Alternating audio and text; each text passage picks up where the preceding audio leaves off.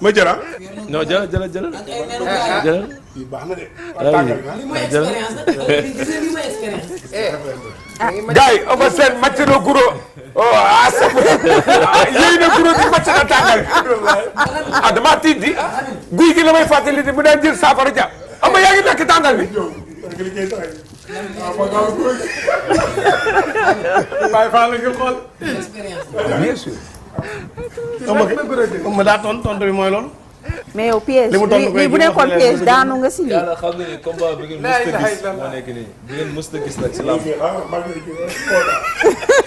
gars yi Sénégal yi Ada Fass dafa ñëw indi gàllaajam def ko ci mbuus guro ak tàngal. saam tàngal jël tàngal bi macc jël guro gi yéey benn ab xam nga guro ab ŋàdd la jël beneen ŋàdd bi sànni lañang jël mi ngi yéey lekk